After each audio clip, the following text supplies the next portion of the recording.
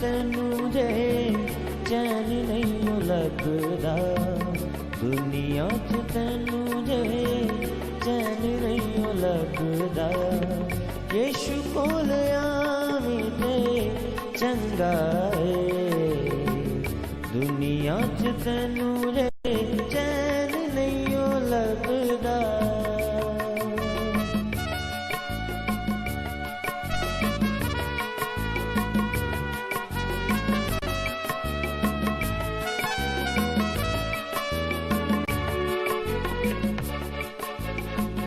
ਪਾਪਾਂ ਦੇ ਹਨੇਰਿਆਂ 'ਚ ਕਿੱਥੇ ਲੰਘਾ ਜਾਣਾ ਏ, ਉੱਚੇ ਨੀਵੇਂ ਥਾਵਾਂ ਵਿੱਚ ਖੇਡੇ ਪਿਆ ਖਾਨਾ ਏ।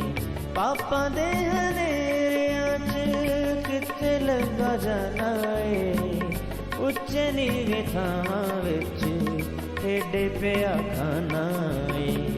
ਤੇਰਾ ਜਿਹੜਾ ਪਾਰ ਚੁੱਕੇ ਤੈਨੂੰ ਨਹੀਂ ਉਹ ਲੱਭਦਾ, ਤੇਰਾ ਜਿਹੜਾ ਪਾਰ ਚੁੱਕੇ ਤੈਨੂੰ ਨਹੀਂ ਉਹ ਲੱਭਦਾ।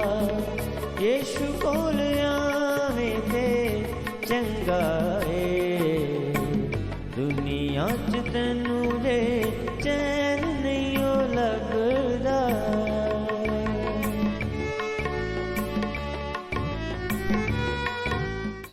Praise the Lord everyone. मैं pastor Kulbhushan Johar Asian church of Christ Vancouver BC ਤੋਂ ਪ੍ਰੋਗਰਾਮ ਨਵੀਂ ਜ਼ਿੰਦਗੀ ਦੇ ਵੱਲ ਦੇ ਵਿੱਚ ਤੁਹਾਡਾ ਸਾਰਿਆਂ ਦਾ ਬਹੁਤ-ਬਹੁਤ ਸਵਾਗਤ ਕਰਦਾ। ਮੈਂ ਉਮੀਦ ਕਰਦਾ ਤੁਸੀਂ ਸਾਰੇ ਚੰਗੇ ਹੋਵੋਗੇ, ਤੰਦਰੁਸਤ ਹੋਵੋਗੇ ਤੇ ਪਰਮੇਸ਼ਰ ਦੇ ਕਲਾਮ ਦੇ ਵਿੱਚ ਵਧ ਰਹੇ ਹੋਵੋਗੇ। ਆਓ ਹਰ ਵਾਰ ਦੀ ਤਰ੍ਹਾਂ ਅਸੀਂ ਪਰਮੇਸ਼ਰ ਦੇ ਵਚਨ ਦੇ ਵਿੱਚੋਂ ਸਿੱਖਣ ਤੋਂ ਪਹਿਲਾਂ, ਕਲਾਮ ਨੂੰ ਪੜ੍ਹਨ ਤੋਂ ਪਹਿਲਾਂ ਆਓ ਅਸੀਂ ਆਪਣੀਆਂ ਅੱਖਾਂ ਨੂੰ ਬੰਦ ਕਰੀਏ, ਆਪਣੇ ਸਿਰਾਂ ਨੂੰ ਝੁਕਾਈਏ, ਆਓ ਅਸੀਂ ਪ੍ਰਾਰਥਨਾ ਕਰੀਏ।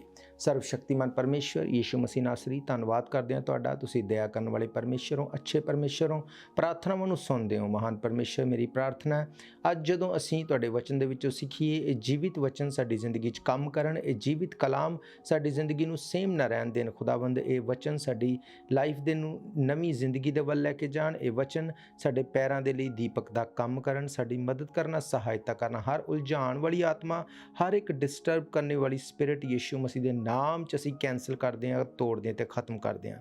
ਯੀਸ਼ੂ ਮਸੀਹ ਦੇ ਸਾਮਰਥੀ ਨਾਮ ਦੇ ਵਿੱਚ ਅਸੀਂ ਮੰਗਦੇ ਹਾਂ, ਆਮੀਨ, ਆਮੀਨ। ਤੁਸੀਂ ਵੀ ਬੋਲ ਸਕਦੇ ਹੋ ਆਮੀਨ। ਆਮੀਨ ਦਾ ਮਤਲਬ ਜੋ ਕੁਝ ਅਸੀਂ ਮੰਗਿਆ ਪ੍ਰਭੂ ਯੀਸ਼ੂ ਮਸੀਹ ਨੂੰ ਉਸੇ ਤਰ੍ਹਾਂ ਆਪਣੀ ਗ੍ਰੇਸ ਦੇ ਨਾਲ ਸਾਡੇ ਤੇ ਰਿਲੀਜ਼ ਕਰੇ। ਤੇ ਜਦੋਂ ਵਿੱਚ ਮੈਂ ਹਾਲੇਲੂਇਆ ਵਰਡ ਦਾ ਇਸਤੇਮਾਲ ਕਰਦਾ, ਸ਼ਾਇਦ ਕੋਈ ਮੇਰਾ ਭੈਣ ਭਰਾ ਦਾ ਮਤਲਬ ਨਾ ਜਾਣਦਾ ਹੋਵੇ, ਮੈਂ ਤੁਹਾਨੂੰ ਦੱਸਣਾ ਚਾਹੁੰਦਾ ਹਾਲੇਲੂਇਆ ਦਾ ਮਤਲਬ ਹੈ ਅਸਮਾਨ ਤੇ ਪ੍ਰਭੂ ਯੀਸ਼ੂ ਮਸੀਹ ਦੇ ਨਾਮ ਦੀ ਸਤੁਤੀ ਹੋਵੇ, ਮਹਿਮਾ ਹੋਵੇ। Praise god. ਤਾਂ ਅੱਜ ਜਿਸ ਵਿਸ਼ੇ ਤੇ ਮੈਂ ਤੁਹਾਡੇ ਨਾਲ ਗੱਲ ਕਰਨ ਵਾਲਾ ਵਾਂ, ਉਹ ਵਿਸ਼ਾ ਰਿਲੇਟ ਕਰਦਾ ਤੁਹਾਡੀ ਬੁਲਾਹਟ ਦੇ ਨਾਲ। ਕਈ ਵਾਰ ਸਾਨੂੰ ਇਸ ਤਰ੍ਹਾਂ ਲੱਗਦਾ ਕਿ ਮੇਰੀ ਏਜ ਬਹੁਤ ਜ਼ਿਆਦਾ ਹੋ ਗਈ ਜਾਂ ਮੈਂ ਬਹੁਤ ਹਜੇ ਯੰਗ ਹਾਂ, ਪਰਮੇਸ਼ਰ ਇਹਨਾਂ ਹਾਲਾਤਾਂ 'ਚ ਮੈਨੂੰ ਯੂਜ਼ ਨਹੀਂ ਕਰੇਗਾ। ਸਾਨੂੰ ਕਈ ਵਾਰ ਲੱਗਦਾ ਕਿ ਸ਼ਾਇਦ ਛੋਟੀ ਏਜ ਹੋਣ ਕਰਕੇ ਇਹ ਸਹੀ ਸਮਾਂ ਨਹੀਂ ਕਿ ਅਸੀਂ ਪ੍ਰਭੂ ਯੀਸ਼ੂ ਮਸੀਹ ਦੇ ਨਾਲ ਜੁੜੀਏ। ਕਈ ਵਾਰ ਸਾਨੂੰ ਇਹ ਲੱਗਦਾ ਸਾਡੀ ਏਜ ਬਹੁਤ ਜ਼ਿਆਦਾ ਹੋ ਗਈ, ਇਹ ਵੀ ਉਹ ਸਮਾਂ ਨਹੀਂ, ਸ਼ਾਇਦ ਮੈਂ ਮਿਸ ਕਰ ਦਿੱਤਾ ਉਹ ਸਮਾਂ, ਹੁਣ ਮੇਰੀ ਲਾਈਫ ਦੇ ਵਿੱਚ ਉਸ ਤਰ੍ਹਾਂ ਕਦੇ ਵੀ ਕੋਈ ਕੰਮ ਨਹੀਂ ਹੋ ਸਕਦਾ। ਅੱਜ ਮੈਂ ਤੁਹਾਨੂੰ ਵਚਨ ਦੇ ਵਿੱਚੋਂ ਦੱਸਣਾ ਚਾਹੁੰਦਾ ਕਿ ਕਿਸ ਤਰ੍ਹਾਂ ਪਰਮੇਸ਼ਵਰ ਦੇ ਲਈ ਏਜ ਕੋਈ ਮਾਇਨੇ ਨਹੀਂ ਰੱਖਦੀ। ਜਦੋਂ ਕਿਸੇ ਨੂੰ ਚੁਣਦਾ, ਉਹਦਾ ਚੁਣਾਵ ਆਪਣੇ ਤਰੀਕੇ ਨਾਲ ਹੁੰਦਾ। ਯਾਦ ਰੱਖੋ, ਬਾਈਬਲ ਇਹ ਗੱਲ ਕਹਿੰਦੀ ਕਿ ਮੈਂ ਜਗਤ ਦੇ ਜੋ ਕਮਜ਼ੋਰ ਲੋਕ ਨੇ, ਜੋ ਜਗਤ ਦੇ ਨੀਵੇਂ ਲੋਕ ਨੇ, ਜੋ ਕੁਝ ਵੀ ਨਹੀਂ, ਬਾਈਬਲ ਕਹਿੰਦੀ ਮੈਂ ਉਹਨਾਂ ਨੂੰ ਚੁਣ ਲਿਆ। ਕਿਤੇ ਇੱਦਾਂ ਨਾ ਹੋਵੇ ਕਿ ਤੁਹਾਨੂੰ ਤੇ ਮੈਨੂੰ ਇਹ ਲੱਗੇ ਕਿ ਅਸੀਂ ਆਪਣੇ ਆਪ ਦੇ ਵਿੱਚ ਬਹੁਤ ਜ਼ਿਆਦਾ ਵਧੀਆ, ਅੱਛੇ ਹਾਂ ਤੇ ਇਸ ਕਰਕੇ ਪਰਮੇਸ਼ਰ ਨੇ ਮੈਨੂੰ ਚੁਣਿਆ। ਨੋ, ਇਸ ਤਰ੍ਹਾਂ ਨਹੀਂ। ਪਰਮੇਸ਼ਰ ਜਦੋਂ ਚੁਣਦਾ, ਪਰਮੇਸ਼ਰ ਏਜ ਨਹੀਂ ਦੇਖਦਾ, ਪਰਮੇਸ਼ਰ ਤੁਹਾਡੇ ਜਾਂ ਮੇਰੇ ਗੁਣ ਨਹੀਂ ਦੇਖਦਾ, ਪਰਮੇਸ਼ਰ ਸਾਡੀ ਕੁਆਲੀਫਿਕੇਸ਼ਨ ਨਹੀਂ ਦੇਖਦਾ। ਪਰਮੇਸ਼ਰ ਦਾ ਚੁਣਾਵ ਹਰੇਕ ਦੇ ਲਈ ਹੈ। ਅਸੀਂ ਉਹਨੂੰ ਕਿਸ ਤਰ੍ਹਾਂ ਰਿਸਪੌਂਸ ਕਰਦੇ ਹਾਂ, ਪਰਮੇਸ਼ਰ ਉਹਦੇ ਅਕੋਰਡਿੰਗ ਕੰਮ ਕਰਦਾ। ਹਾਲੇਲੂਇਆ।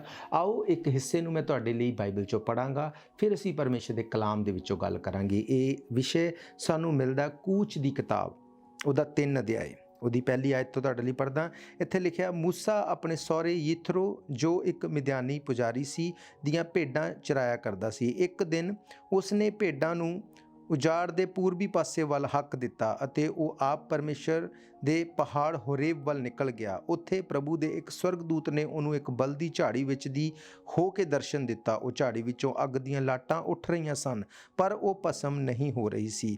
ਮੂਸਾ ਇਹ ਦੇਖ ਕੇ ਹੈਰਾਨ ਰਹਿ ਗਿਆ ਅਤੇ ਆਪਣੇ ਆਪ ਨੂੰ ਬੋਲਿਆ, ਮੈਂ ਅੱਗੇ ਜਾ ਕੇ ਦੇਖਾਂਗਾ। ਇਹ ਝਾੜੀ ਬਲ ਤਾਂ ਰਹੀ ਹੈ ਪਰ ਭਸਮ ਨਹੀਂ ਹੋ ਰਹੀ। ਜਦੋਂ ਪ੍ਰਭੂ ਨੇ ਦੇਖਿਆ ਕਿ ਮੂਸਾ ਅੱਗੇ ਦੇਖਣ ਲਈ ਆ ਰਿਹਾ ਹੈ ਤਾਂ ਉਸਨੇ ਕਿਹਾ, ਉਸਨੇ ਉੱਤਰ ਦਿੱਤਾ, ਮੈਂ ਹਾਜ਼ਰ ਹਾਂ।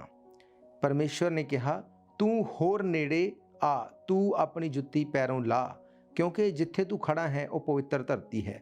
ਮੈਂ ਤੇਰੇ ਪੁਰਖਿਆਂ ਅਬਰਾਹਮ, ਇਸਹਾਕ ਅਤੇ ਯਾਕੂਬ ਦਾ ਪਰਮੇਸ਼ਰ ਹਾਂ। ਮੂਸਾ ਨੇ ਆਪਣਾ ਮੂੰਹ ਕੱਪੜੇ ਨਾਲ ਢੱਕ ਲਿਆ, ਕਿਉਂਕਿ ਉਹ ਪਰਮੇਸ਼ਰ ਵੱਲ ਦੇਖਣ ਤੋਂ ਡਰਦਾ ਸੀ। ਬਾਈਬਲ ਕਹਿੰਦੀ ਮੂਸਾ, ਜਿਹਨੂੰ ਪਰਮੇਸ਼ਵਰ ਨੇ ਇਜ਼ਰਾਈਲ ਵਿੱਚੋਂ ਮਿਸਰੀਆਂ ਨੂੰ ਛੁਡਾਉਣ ਲਈ ਚੁਣਿਆ। ਅਸੀਂ ਇਸ ਵਾਕ ਨੂੰ ਜਾਣਦੇ ਹਾਂ ਕਿ ਮੂਸਾ ਜਦੋਂ ਆਪਣੇ ਸਹੁਰੇ ਦੀਆਂ ਭੇਡ ਬੱਕਰੀਆਂ ਚਰਾ ਰਿਹਾ ਸੀ, ਪਰਮੇਸ਼ਰ ਨੇ ਜਲਦੀ ਹੋਈ ਝਾੜੀ ਦੇ ਵਿੱਚ ਉਹਨੂੰ ਦਰਸ਼ਨ ਦੇ ਕੇ ਕਿਹਾ ਤੇ ਚੁਣਿਆ, ਕਿਸ ਲਈ? ਕਿ ਮੈਂ ਇਜ਼ਰਾਈਲੀਆਂ ਦੀ ਪੁਕਾਰ ਨੂੰ, ਉਹਨਾਂ ਦੀ ਦੁਹਾਈ ਨੂੰ ਸੁਣਿਆ, ਇਸ ਕਰਕੇ ਮੈਂ ਤੈਨੂੰ ਭੇਜਦਾ ਕਿ ਤੂੰ ਫਿਰੌਨ ਕੋਲੇ ਜਾ, ਫਿਰੌਨ ਤੋਂ ਮੇਰੇ ਲੋਕਾਂ ਨੂੰ ਛੁਡਾ ਕੇ ਲੈ ਕੇ ਆ। ਪਰ ਕੀ ਤੁਸੀਂ ਜਾਣਦੇ ਹੋ ਮੂਸਾ ਦੀ ਏਜ ਉਸ ਵਕਤ ਕਿੰਨੀ ਸੀ? ਬਾਈਬਲ ਦੱਸਦੀ ਹੈ ਕਿ ਮੂਸਾ 80 ਸਾਲ ਦਾ ਸੀ। ਜਦੋਂ ਮੂਸਾ ਮਿਸਰ ਦੇ ਵਿੱਚ ਇੱਕ ਰਾਜਕੁਮਾਰ ਵਾਂਗੂ ਰਹਿੰਦਾ ਸੀ, ਮੂਸਾ ਉਸ ਜਗ੍ਹਾ ਤੋਂ ਛੱਡ ਕੇ ਭੱਜ ਆਇਆ, ਕਿਉਂਕਿ ਮੂਸਾ ਨੇ ਜਦੋਂ ਉਹਨੂੰ ਪਤਾ ਲੱਗਿਆ ਕਿ ਮੈਂ ਮਿਸਰੀ ਨਹੀਂ, ਮੈਂ ਇੱਕ ਇਜ਼ਰਾਈਲੀ ਹਾਂ, ਉਹਨੇ ਇਜ਼ਰਾਈਲੀ ਤੇ ਮਿਸਰੀ ਜਦੋਂ ਦੋ ਵਿਅਕਤੀ ਆਪਸ 'ਚ ਲੜ ਰਹੇ ਸੀ, ਉਹਨੇ ਉਹਨਾਂ ਨੂੰ ਛੁਡਾਉਣ ਦੇ ਚੱਕਰ ਦੇ ਵਿੱਚ ਜਦੋਂ ਮਿਸਰੀ ਨੂੰ ਮਾਰਿਆ, ਉਹ ਮਰ ਗਿਆ, ਉਹ ਡਰ ਗਿਆ ਉਸ ਚੀਜ਼ ਤੋਂ ਡਰਨ ਤੋਂ ਬਾਅਦ ਉਹ ਉਸ ਜਗ੍ਹਾ ਤੋਂ ਛੱਡ ਕੇ ਭੱਜ ਕੇ ਆ ਗਿਆ। ਜਦੋਂ ਮੈਦਾਨ ਦੇ ਵਿੱਚ ਉਹ ਰਹਿ ਰਿਹਾ ਸੀ ਆਪਣੇ ਸਹੁਰੇ ਦੇ ਨਾਲ, ਉਹ ਭੇਡ ਬੱਕਰੀਆਂ ਚਰਾਉਂਦਾ ਸੀ। ਜਦੋਂ ਉਹ ਭੱਜਿਆ ਉਹ 40 ਸਾਲ ਦਾ ਸੀ। 40 ਸਾਲ ਤੱਕ ਉਹ ਭੇਡ ਬੱਕਰੀਆਂ ਚਰਾਉਂਦਾ ਰਿਹਾ। 80 ਸਾਲ ਦੀ ਉਮਰ ਤੇ ਜਾ ਕੇ ਪਰਮੇਸ਼ਰ ਨੇ ਉਹਦੇ ਨਾਲ ਗੱਲ ਕੀਤੀ। ਗੱਲ ਵੀ ਕੀ ਕੀਤੀ? ਕੋਈ ਛੋਟੀ ਮੋਟੀ ਗੱਲ ਨਹੀਂ, ਕੋਈ ਦਰਸ਼ਨ ਨਹੀਂ। ਇਹ ਨਹੀਂ ਕਿਹਾ ਕਿ ਮੈਂ ਤੇਰੀ ਸੇਵਾ ਤੋਂ ਖੁਸ਼ ਹਾਂ। ਪਰਮੇਸ਼ਰ ਨੇ ਕਿਹਾ, ਤੂੰ ਫਿਰੌਨ ਤੋਂ, ਤੂੰ ਮਿਸਰ ਚੋਂ ਇਜ਼ਰਾਈਲੀਆਂ ਨੂੰ ਛੁਡਾ ਕੇ ਲੈ ਕੇ ਆਏਗਾ। ਜੇ ਏਜ ਪਰਮੇਸ਼ਰ ਲਈ ਮਾਇਨਾ ਕਰਦੀ ਤਾਂ ਪਰਮੇਸ਼ਰ ਕਿਸੇ ਯੰਗ ਬੰਦੇ ਨੂੰ ਚੁਣਦਾ, ਉਸ ਬੰਦੇ ਨੂੰ ਚੁਣਦਾ ਜੋ ਜਾ ਕੇ ਉਸ ਸੈਨਾ ਦੀ ਅਗਵਾਈ ਕਰ ਸਕਦਾ, ਲੜ ਸਕਦਾ, ਬਹੁਤ ਤਕੜਾ ਕੰਮ ਕਰ ਸਕਦਾ। ਪਰਮੇਸ਼ਰ ਲਈ ਏਜ ਮੈਟਰ ਨਹੀਂ ਕਰਦੀ। ਪਰਮੇਸ਼ਰ ਲਈ ਤੁਹਾਡੀ ਕੋਈ ਕੁਆਲੀਫਿਕੇਸ਼ਨ, ਕੁਆਲਿਟੀ ਮੈਟਰ ਨਹੀਂ ਕਰਦੀ। ਕੁਆਲਿਟੀ ਜਾਂ ਕੁਆਲੀਫਿਕੇਸ਼ਨ ਤੁਹਾਡੇ ਜਾਂ ਮੇਰੇ ਲਈ ਹੋ ਸਕਦੀ ਹੈ। ਪਰਮੇਸ਼ਰ ਕਹਿੰਦਾ, ਮੈਂ ਜਗਤ ਦੇ ਨੀਵਿਆਂ ਨੂੰ, ਮੈਂ ਉਹਨਾਂ ਨੂੰ ਚੁਣ ਲਿਆ ਜਿਹੜੇ ਕੁਝ ਹੈ ਹੀ ਨਹੀਂ। ਬਾਈਬਲ ਕਹਿੰਦੀ ਉਹਨੇ ਮੂਸਾ ਨੂੰ ਕਿਹਾ ਕਿ ਤੂੰ ਜਾ ਕੇ ਛੁਡਾ ਲੈ ਕੇ ਆ। ਮੂਸਾ ਇਸ ਗੱਲ ਨੂੰ ਪੱਕਾ ਕਰਨਾ ਚਾਹੁੰਦਾ ਸੀ ਕਿ ਇਹ ਪਰਮੇਸ਼ਰ ਵੱਲੋਂ ਹੈ। ਬਾਈਬਲ ਕਹਿੰਦੀ ਮੂਸਾ ਬੋਲਣ ਵਿੱਚ ਹਕਲਾਉਂਦਾ ਸੀ। ਮੂਸਾ ਇਸ ਗੱਲ ਨੂੰ ਜਾਣਦਾ ਤਾਂ ਸੀ ਕਿ ਇਹ ਪਰਮੇਸ਼ਵਰ ਹੈ ਤੇ ਉਹੀ ਮੇਰੇ ਨਾਲ ਗੱਲ ਕਰ ਰਿਹਾ ਹੈ, ਪਰ ਉਹ ਇਸ ਗੱਲ ਨੂੰ ਸੋਚਦਾ ਸੀ ਕਿ ਕਿਉਂ ਨਾ ਮੈਂ ਇਸ ਦਰਸ਼ਨ ਦੇ ਨਾਲ ਨਾ ਸਿਰਫ ਇਜ਼ਰਾਈਲੀਆਂ ਨੂੰ ਛੁਡਾ ਕੇ ਲੈ ਕੇ ਆਵਾਂ, ਪਰ ਉਹਦੇ ਨਾਲ ਨਾਲ ਮੈਂ ਆਪਣੇ ਮੂੰਹ ਦੀ ਹਕਲਾਹਟ ਨੂੰ ਵੀ ਸਹੀ ਕਰਵਾ ਲਵਾਂ। ਉਹਨੇ ਕਿਹਾ, ਪਰਮੇਸ਼ਵਰ ਮੈਂ ਨਹੀਂ ਜਾਊਂਗਾ ਕਿਉਂਕਿ ਮੈਂ ਬੋਲਣ 'ਚ ਭੱਦਾ ਵਾਂ, ਮੈਂ ਚੰਗੀ ਤਰ੍ਹਾਂ ਬੋਲ ਨਹੀਂ ਸਕਦਾ, ਮੈਂ ਹਕਲਾ ਕੇ ਬੋਲਦਾ।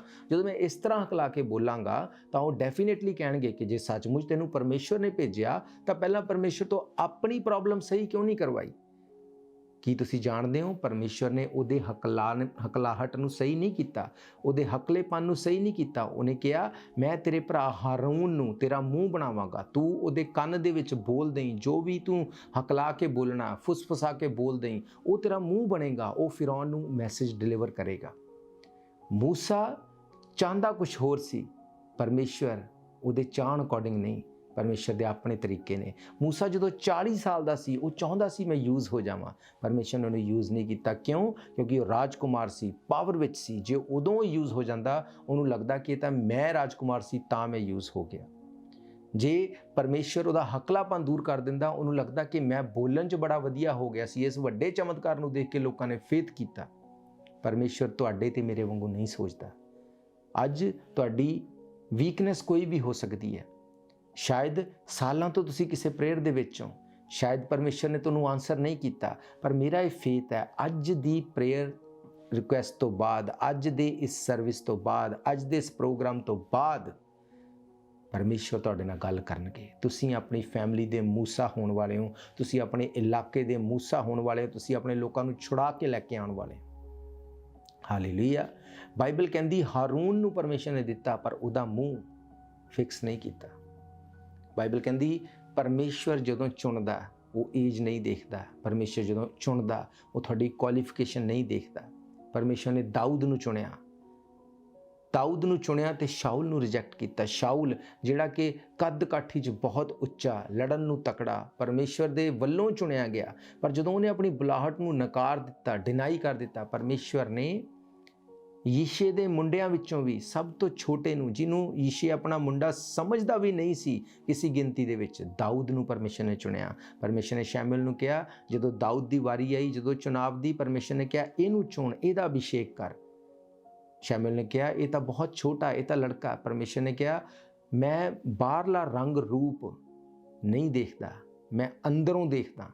ਪਰਮੇਸ਼ਰ ਨੇ ਦਾਊਦ ਦਾ ਅਭਿਸ਼ੇਕ ਕਰਵਾਇਆ। ਉਹ ਦਾਊਦ ਜਿਹੜਾ ਇੱਕ ਬੱਚਾ ਸੀ, ਬਾਈਬਲ ਕਹਿੰਦੀ ਉਹਦੇ ਮੂੰਹ ਤੋਂ ਲਾਲੀ ਝਲਕਦੀ ਸੀ, ਉਹਨੂੰ ਤਲਵਾਰ ਚਲਾਣਾ ਪਤਾ ਨਹੀਂ ਸੀ, ਉਹਨੂੰ ਪਤਾ ਨਹੀਂ ਸੀ ਕਿ ਕਬਜ਼ ਕਿੱਦਾਂ ਪਾਣਾ, ਲੜਾਈ ਦੇ ਕੱਪੜੇ ਕਿਸ ਤਰ੍ਹਾਂ ਪਾਣੇ। ਪਰ ਜਦੋਂ ਪਰਮੇਸ਼ਰ ਨੇ ਚੁਣਿਆ, ਬਾਈਬਲ ਕਹਿੰਦੀ ਜਦੋਂ ਗੋਲੀਅਥ ਲਲਕਾਰ ਰਿਹਾ ਸੀ, ਗੋਲੀਅਥ ਜੋ ਕਿ ਇੱਕ ਜੈਂਟ ਸੀ, ਬਹੁਤ ਉੱਚਾ ਲੰਮਾ, ਜਦੋਂ ਉਹ ਲਲਕਾਰ ਰਿਹਾ ਸੀ, ਦਾਊਦ ਨੇ ਉਹਨੂੰ ਕਿਹਾ ਕਿ ਜੀਵਿਤ ਪਰਮੇਸ਼ਰ ਦੀ ਸੈਨਾ ਨੂੰ ਲਲਕਾਰਨ ਵਾਲਾ ਕੌਣ ਹੈ। ਇੱਕ ਪੱਥਰ ਲੈ ਕੇ ਗੋਫਨ ਦੇ ਵਿੱਚ ਜਦੋਂ ਉਹਨੂੰ ਮਾਰਿਆ, ਬਾਈਬਲ ਕਹਿੰਦੀ ਉਹ ਗੋਡਿਆਂ ਦੇ ਭਾਰ ਆ ਕੇ ਗਿਰ ਕੇ ਮਰ ਗਿਆ, ਤੇ ਦਾਊਦ ਨੇ ਉਹਦੀ ਹੀ ਤਲਵਾਰ ਨਾਲ ਉਹਦਾ ਸਿਰ ਵੱਢ ਕੇ ਸੁੱਟ ਦਿੱਤਾ। ਹਾਲੇਲੂਇਆ। ਬਾਈਬਲ ਇਹ ਦੱਸਦੀ ਹੈ ਪਰਮੇਸ਼ਰ ਸਾਡੀ ਕੁਆਲਿਟੀ ਦੇ ਉੱਤੇ ਡਿਪੈਂਡ ਨਹੀਂ ਹੈ, ਸਾਡੇ ਜ਼ੋਰ ਦੇ ਉੱਤੇ ਡਿਪੈਂਡ ਨਹੀਂ ਹੈ, ਸਾਡੀ ਉਮਰ ਦੇ ਉੱਤੇ ਡਿਪੈਂਡ ਨਹੀਂ ਹੈ। ਪਰਮੇਸ਼ਰ ਆਪਣੀ ਬੁਲਾਹਟ ਦੇਖਦਾ ਹੈ। ਪਰਮੇਸ਼ਰ ਦੇਖਦਾ ਹੈ ਕਿ ਮੈਂ ਇਹ ਤੋਂ ਕੀ ਕੰਮ ਲੈ ਸਕਦਾ। ਫਿਰ ਚਾਹੇ ਤੁਸੀਂ ਬੋਲਣ 'ਚ ਭੱਦੇ ਹੋ, ਚਾਹੇ ਤੁਸੀਂ ਬੱਚੇ ਹੋ, ਚਾਹੇ ਤੁਸੀਂ ਬਜ਼ੁਰਗ ਹੋ, ਜਦੋਂ ਪਰਮੇਸ਼ਰ ਚੁਣਦਾ ਉਹ ਚੀਜ਼ਾਂ ਨੂੰ ਫਿਕਸ ਕਰ ਦਿੰਦਾ। ਹਾਲੇਲੂਇਆ। ਬਾਈਬਲ ਦੱਸਦੀ ਹੈ ਕਿ ਜਦੋਂ ਉਹ ਗਿਆ, ਉਹਨੇ ਫਿਰੌਨ ਨੂੰ ਦੱਸਿਆ। ਫਿਰੌਨ ਨੂੰ ਇਸ ਗੱਲ ਦਾ ਯਕੀਨ ਆਉਣਾ ਤਾਂ ਬੜੀ ਦੂਰ ਦੀ ਗੱਲ ਸੀ। ਉਹਨੇ ਬਹੁਤ ਉਹਦਾ ਮਜ਼ਾਕ ਬਣਾਇਆ ਹੋਊਗਾ, ਉਹਨੂੰ ਬਹੁਤ ਸਾਰੀਆਂ ਗੱਲਾਂ ਸੁਣਾਈਆਂ ਹੋਣਗੀਆਂ, ਪਰ ਫਿਰ ਵੀ ਉਹ ਉਸ ਸਭ ਦੇ ਬਾਵਜੂਦ ਇਜ਼ਰਾਈਲੀਆਂ ਨੂੰ ਛੁਡਾ ਕੇ ਲੈ ਕੇ ਆ ਸਕਿਆ। ਉਹ ਛੁਡਾ ਕੇ ਲੈ ਕੇ ਆ ਸਕਿਆ। ਪਰਮੇਸ਼ਵਰ ਨੇ ਉਹਦੇ ਅਕੋਰਡਿੰਗ ਨਹੀਂ ਚਲਾਈ।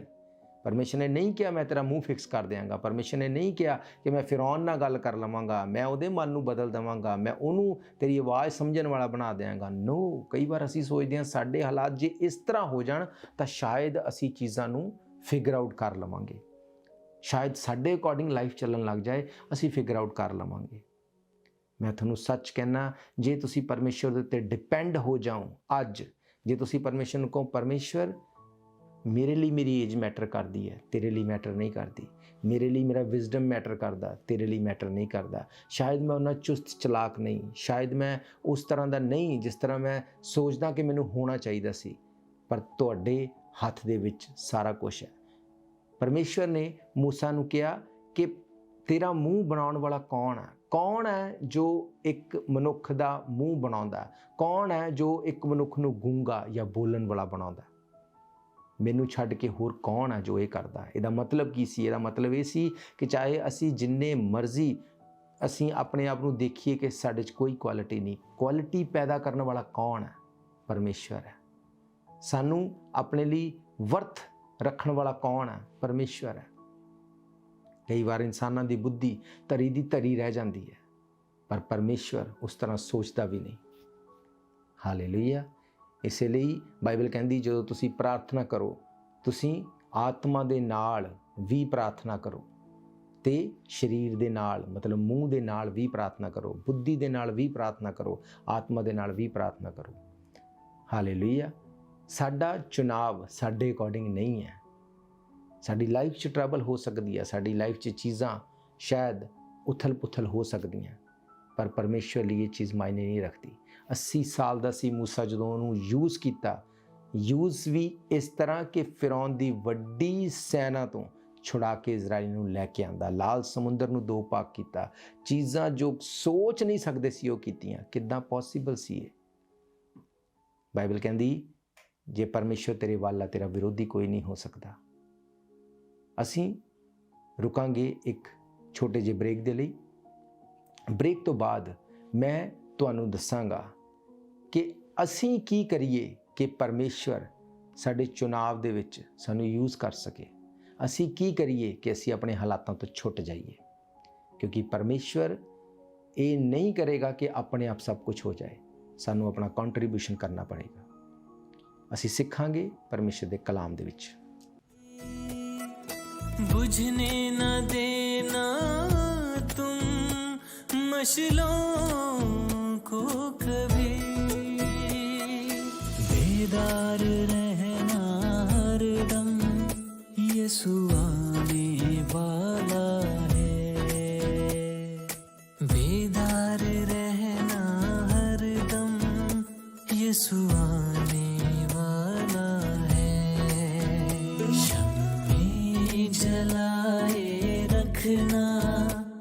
यीशु आने वाला है।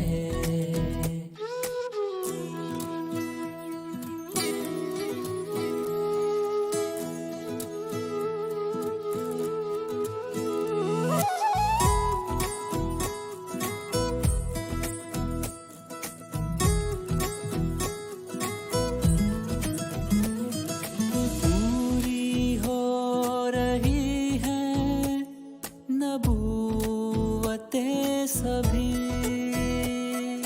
पूरी हो रही है नबूवतें सभी। दरवाजा दिल का खोलो, यीशु आने वाला है। दरवाजा दिल का खोलो, यीशु आने वाला है। शम्में जलाए रखना, यीशु आने वाला है। ਸਵਾਗਤ ਹੈ ਤੁਹਾਡਾ ਸਾਰਿਆਂ ਦਾ ਇੱਕ ਵਾਰ ਫਿਰ ਤੋਂ ਪ੍ਰਭੂ ਯਿਸੂ ਮਸੀਹ ਦੀ ਹਜ਼ੂਰੀ ਦੇ ਵਿੱਚ। ਅਸੀਂ ਦੇਖ ਰਹੇ ਹਾਂ ਪਰਮੇਸ਼ਰ ਦੇ ਕਲਾਮ ਦੇ ਵਿੱਚੋਂ ਕਿ ਕਿਸ ਤਰ੍ਹਾਂ ਪਰਮੇਸ਼ਰ ਨੇ ਮੂਸਾ ਨੂੰ 80 ਸਾਲ ਦੇ ਵਿੱਚ ਜਾ ਕੇ ਚੁਣਿਆ, ਕਿਸ ਤਰ੍ਹਾਂ ਪਰਮੇਸ਼ਰ ਨੇ ਦਾਊਦ ਨੂੰ 17 ਸਾਲ ਦੇ ਵਿੱਚ ਚੁਣਿਆ, ਕਿਸ ਤਰ੍ਹਾਂ ਪਰਮੇਸ਼ਰ ਨੇ ਅਲੱਗ-ਅਲੱਗ ਟਾਈਮ ਤੇ ਅਲੱਗ-ਅਲੱਗ ਤਰੀਕਿਆਂ ਨਾਲ ਆਪਣੇ ਲੋਕਾਂ ਨੂੰ ਚੁਣਿਆ। ਨਾ ਸਿਰਫ ਚੁਣਿਆ ਪਰ ਵਿਕਟੋਰੀਅਸਲੀ ਚੁਣਿਆ। ਹਾਲੇਲੂਇਆ। ਅਸੀਂ ਦੇਖਾਂਗੇ ਪਰਮੇਸ਼ਰ ਦੇ ਕਲਾਮ ਦੇ ਵਿੱਚੋਂ ਕੂਚ ਦੀ ਕਿਤਾਬ ਉਹਦਾ 4 ਅਧਿਆਏ, ਉਹਦੇ ਵਿੱਚ ਇੱਕ ਆਇਤ ਤੋਂ ਮੈਂ ਤੁਹਾਡੇ ਲਈ ਪੜਾਂਗਾ। ਇੱਥੇ ਲਿਖਿਆ, ਮੂਸਾ ਨੇ ਅੱਗੇ ਪ੍ਰਭੂ ਨੂੰ ਕਿਹਾ, ਜੇਕਰ ਫਿਰ ਵੀ ਉਹ ਮੇਰੀ ਨਾ ਮੰਨੇ ਤਾਂ ਉਹਨਾਂ ਮੇਰਾ ਵਿਸ਼ਵਾਸ ਨਾ ਕੀਤਾ ਅਤੇ ਮੈਨੂੰ ਇਹ ਕਹਿਣ, ਨਹੀਂ ਪ੍ਰਭੂ ਨੇ ਤੈਨੂੰ ਦਰਸ਼ਨ ਨਹੀਂ ਦਿੱਤਾ। ਪ੍ਰਭੂ ਨੇ ਮੂਸਾ ਨੂੰ ਪੁੱਛਿਆ, ਤੇਰੇ ਹੱਥ ਵਿੱਚ ਕੀ ਹੈ? ਉਸਨੇ ਉੱਤਰ ਦਿੱਤਾ, ਲਾਠੀ। ਪ੍ਰਭੂ ਨੇ ਕਿਹਾ, ਇਸ ਲਾਠੀ ਨੂੰ ਧਰਤੀ ਤੇ ਸੁੱਟ ਦੇ। ਮੂਸਾ ਨੇ ਆਪਣੀ ਲਾਠੀ ਧਰਤੀ ਤੇ ਸੁੱਟੀ। ਉਹ ਲਾਠੀ ਧਰਤੀ ਤੇ ਡਿੱਗਦਿਆਂ ਹੀ ਸੱਪ ਬਣ ਗਈ। ਮੂਸਾ ਡਰ ਦੇ ਮਾਰੇ ਉਹਦੇ ਅੱਗੇ ਨੱਠ ਪਿਆ। ਪਰ ਪ੍ਰਭੂ ਨੇ ਮੂਸਾ ਨੂੰ ਕਿਹਾ, ਅੱਗੇ ਵੱਧ ਕੇ ਉਹਦੀ ਪੂੰਛ ਤੋਂ ਉਹਨੂੰ ਫੜ ਲੈ। ਮੂਸਾ ਨੇ ਇਸੇ ਤਰ੍ਹਾਂ ਕੀਤਾ। ਉਹ ਸੱਪ ਫਿਰ ਲਾਠੀ ਬਣ ਗਿਆ। ਪ੍ਰਭੂ ਨੇ ਕਿਹਾ, ਤੂੰ ਇਸੇ ਤਰ੍ਹਾਂ ਕਰਨਾ ਕਿ ਉਹ ਜਾਣਨ ਕਿ ਤੈਨੂੰ ਉਹਨਾਂ ਦੇ ਪੁਰਖਿਆਂ ਅਬਰਾਹਮ, ਇਸਹਾਕ ਅਤੇ ਯਾਕੂਬ ਦੇ ਪਰਮੇਸ਼ਵਰ ਨੇ ਦਰਸ਼ਨ ਦਿੱਤੇ ਹਨ।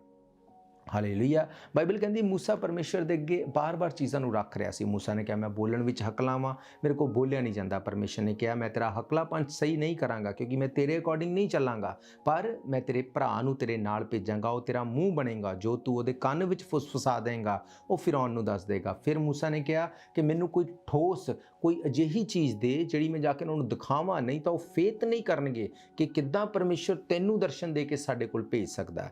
ਪਰਮੇਸ਼ਰ ਨੇ ਉਹਨੂੰ ਇਹ ਨਹੀਂ ਕਿਹਾ ਕਿ ਤੂੰ ਜਾ ਫਿਰੌਨ ਕੋਲੇ, ਮੈਂ ਤੇਰੇ ਤੋਂ ਪਹਿਲਾਂ ਹੀ ਉੱਥੇ ਸਵਰਗਦੂਤ ਭੇਜ ਦਿਆਂਗਾ, ਉਹ ਉਹਨਾਂ ਗੱਲ ਕਰਨਗੇ ਤੇ ਤੁਹਾਨੂੰ ਉੱਥੋਂ ਨਿਕਾਲ ਦੇਣਗੇ, ਲੋਕਾਂ ਨੂੰ ਆਜ਼ਾਦ ਕਰ ਦੇਣਗੇ। ਨੋ, ਪਰਮੇਸ਼ਵਰ ਨੇ ਜੋ ਉਹਨੂੰ ਕਿਹਾ, ਜੇ ਮੂਸਾ ਨਾ ਕਰਦਾ ਤਾਂ ਉਹ ਲੋਕ ਨਹੀਂ ਛੁੱਟ ਸਕਦੇ ਸੀ। ਕੀ ਕਿਹਾ ਪਰਮੇਸ਼ਰ ਨੇ? ਮੈਂ ਤੁਹਾਨੂੰ ਪੜ੍ਹਾਇਆ। ਪ੍ਰਭੂ ਨੇ ਮੂਸਾ ਤੋਂ ਪੁੱਛਿਆ, ਤੇਰੇ ਹੱਥ ਵਿੱਚ ਕੀ ਹੈ? ਉਹਨੇ ਕਿਹਾ, ਲਾਠੀ। ਅੱਜ ਪਰਮੇਸ਼ਰ ਤੁਹਾਨੂੰ ਤੇ ਮੈਨੂੰ ਪੁੱਛਦਾ ਹੈ। ਅਸੀਂ ਆਪਣੇ ਹਾਲਾਤ ਤਾਂ ਬਦਲਣੇ ਚਾਹੁੰਦੇ ਹਾਂ, ਅਸੀਂ ਆਪਣੇ ਪਿਆਰਿਆਂ ਨੂੰ ਛੁਡਾਉਣਾ ਚਾਹੁੰਦੇ ਹਾਂ, ਅਸੀਂ ਆਪਣੇ ਹਾਲਾਤਾਂ ਤੋਂ ਛੁੱਟਣਾ ਚਾਹੁੰਦੇ ਹਾਂ, ਪਰ ਅਸੀਂ ਪਰਮੇਸ਼ਰ ਦੇ ਵੱਲ ਹੀ ਦੇਖ ਰਹੇ ਹਾਂ। ਕਦੇ ਉਹਨੂੰ ਕਹਿੰਦੇ ਹਾਂ ਸਾਨੂੰ ਬੋਲਣ 'ਚ ਅਸੀਂ ਭੱਜਦੇ ਹਾਂ, ਕਦੇ ਅਸੀਂ ਕਹਿੰਦੇ ਹਾਂ ਸਾਨੂੰ ਕੋਈ ਅਜਿਹਾ ਚਿੰਨ੍ਹ ਦੇ, ਇੱਦਾਂ ਦਾ ਕੋਈ ਸਾਈਨ ਦੇ ਕਿ ਲੋਕ ਫੇਥ ਕਰਨ। ਪਰ ਪਰਮੇਸ਼ਰ ਅੱਜ ਤੁਹਾਨੂੰ ਤੇ ਮੈਨੂੰ ਇੱਕੋ ਹੀ ਗੱਲ ਪੁੱਛਦਾ, ਤੇਰੇ ਹੱਥ ਵਿੱਚ ਕੀ ਹੈ? ਤੇਰੇ ਹੱਥ ਵਿੱਚ ਕੀ ਹੈ ਦਾ ਮਤਲਬ ਇਹ ਨਹੀਂ ਕਿ ਤੁਹਾਡੇ ਹੱਥ 'ਚ ਲਿਟਰਲੀ ਕੀ ਫੜਿਆ ਹੋਇਆ। ਇਹਦਾ ਮਤਲਬ ਇਹ ਹੈ ਕਿ ਤੁਹਾਡੇ ਅਧਿਕਾਰ ਦੇ ਵਿੱਚ ਕੀ ਹੈ, ਤੁਹਾਡੀ ਅਥਾਰਟੀ ਕਿਸ ਚੀਜ਼ ਦੇ ਉੱਤੇ ਹੈ। ਅੱਜ ਬਹੁਤ ਸਾਰੀਆਂ ਚੀਜ਼ਾਂ ਤੁਹਾਡੇ ਹੱਥ ਦੇ ਵਿੱਚ ਨੇ। ਅੱਜ ਤੁਹਾਡੇ ਬੱਚੇ ਛੋਟੇ ਨੇ, ਤੁਸੀਂ ਉਹਨਾਂ ਨੂੰ ਪ੍ਰਾਰਥਨਾ ਕਰਨ ਲਈ ਨਹੀਂ ਬਿਠਾਉਂਦੇ, ਪਰ ਤੁਹਾਡੇ ਹੱਥ ਵਿੱਚ ਹੈ, ਤੁਸੀਂ ਉਹਨਾਂ ਨੂੰ ਬਿਠਾ ਸਕਦੇ ਹੋ। ਅੱਜ ਤੁਹਾਡਾ ਫਾਈਨੈਂਸ ਤੰਗ ਕਿਉਂ ਹੈ? ਕਿਉਂਕਿ ਤੁਸੀਂ ਆਰਗੇਨਾਈਜ਼ ਨਹੀਂ ਕਰਦੇ, ਤੁਸੀਂ ਆਰਗੇਨਾਈਜ਼ ਕਰ ਸਕਦੇ ਹੋ। ਇਹ ਤੁਹਾਡੇ ਹੱਥ ਵਿੱਚ ਹੈ। ਬਹੁਤ ਸਾਰੀਆਂ ਅਜਿਹੀਆਂ ਚੀਜ਼ਾਂ ਨੇ ਜੋ ਤੁਹਾਡੇ ਹੱਥ ਵਿੱਚ ਹੈ, ਪਰ ਤੁਸੀਂ ਕਦੇ ਉਹਨੂੰ ਯੂਜ਼ ਨਹੀਂ ਕਰਦੇ। ਬਾਈਬਲ ਕਹਿੰਦੀ, ਤੂੰ ਆਪਣੇ ਗੁਨਾਹਾਂ ਨੂੰ ਮੰਨ ਤੇ ਛੱਡ, ਮੈਂ ਤੇਰੇ ਗੁਨਾਹਾਂ ਨੂੰ ਮਾਫ ਕਰ ਦਿਆਂਗਾ। ਗੁਨਾਹਾਂ ਨੂੰ ਮੰਨਣਾ ਤੁਹਾਡੇ ਹੱਥ ਵਿੱਚ ਹੈ। ਬਾਈਬਲ ਕਹਿੰਦੀ, ਪਵਿੱਤਰ ਆਤਮਾ ਨਾਲ ਭਰਦੇ ਜਾਓ। ਪਵਿੱਤਰ ਆਤਮਾ ਨਾਲ ਭਰਨਾ ਤੁਹਾਡੇ ਹੱਥ ਵਿੱਚ ਹੈ। ਪੌਲੁਸ ਨੇ ਕਿਹਾ, ਦਾਖਰਸ ਦੇ ਮਤਵਾਲੇ ਨਾ ਬਣੋ ਕਿਉਂਕਿ ਉਹਦੇ ਨਾਲ ਲੁੱਚਪਨ ਉਤਪੰਨ ਹੁੰਦਾ, ਪਰ ਪਵਿੱਤਰ ਆਤਮਾ ਨਾਲ ਭਰਦੇ ਜਾਓ। ਦਾਖਰਸ ਯਾਨੀ ਸ਼ਰਾਬ, ਸਿਗਰਟ, ਜੂਆ, ਇਹ ਸਭ ਚੀਜ਼ਾਂ ਨੂੰ ਛੱਡਣਾ ਤੁਹਾਡੇ ਹੱਥ ਵਿੱਚ ਹੈ। ਮੈਂ ਸੱਚ ਕਹਿਣਾ, ਜੋ ਤੁਸੀਂ ਇਨੀਸ਼ੀਏਟ ਲਓਗੇ, ਪਰਮੇਸ਼ਰ ਤੁਹਾਡੀ ਹੈਲਪ ਕਰੇਗਾ। ਪਰਮੇਸ਼ਰ ਤੁਹਾਨੂੰ ਗ੍ਰੇਸ ਦੇਗਾ ਉਹਨਾਂ ਚੀਜ਼ਾਂ ਨਿਕਲਣ ਦੇ ਲਈ। ਆਪਣੇ ਪਾਪਾਂ ਨੂੰ ਮੰਨਣਾ ਤੁਹਾਡੇ ਹੱਥ ਵਿੱਚ ਹੈ। ਕਿਸੇ ਨੂੰ ਮਾਫ ਕਰ ਦੇਣਾ ਤੁਹਾਡੇ ਹੱਥ ਵਿੱਚ ਹੈ। ਕਿਸੇ ਤੋਂ ਮਾਫੀ ਮੰਗ ਲੈਣਾ ਤੁਹਾਡੇ ਹੱਥ ਵਿੱਚ ਹੈ। ਕਿਸੇ ਨਾਲ ਆਰਗੂਮੈਂਟ ਨਾ ਕਰਨਾ ਤੁਹਾਡੇ ਹੱਥ ਵਿੱਚ ਹੈ। ਆਪਣੀ ਜ਼ੁਬਾਨ ਨੂੰ ਕਾਬੂ ਰੱਖਣਾ ਤੁਹਾਡੇ ਹੱਥ ਵਿੱਚ ਹੈ।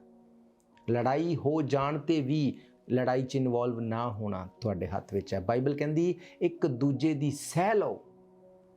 ਕੀ ਅਸੀਂ ਇੱਕ ਦੂਜੇ ਦੀ ਸਹਿਨੇ ਆ? ਇੱਕ ਦੂਜੇ ਦੀ ਸਹਿਣਾ ਸਾਡੇ ਹੱਥ ਵਿੱਚ ਹੈ। ਕਿਸੇ ਦੀ ਹੈਲਪ ਕਰਨਾ ਸਾਡੇ ਹੱਥ ਵਿੱਚ ਹੈ। ਦੂਜਿਆਂ ਲਈ ਪ੍ਰਾਰਥਨਾ ਕਰਨਾ ਸਾਡੇ ਹੱਥ ਵਿੱਚ ਹੈ। ਦੂਸਰਿਆਂ ਦੇ ਲਈ ਇਹ ਸੋਚਣਾ ਕਿ ਕਿਸ ਤਰ੍ਹਾਂ ਮੈਂ ਇਹਦੇ ਕੰਮ ਆ ਜਾਵਾਂ ਸਾਡੇ ਹੱਥ ਵਿੱਚ ਹੈ।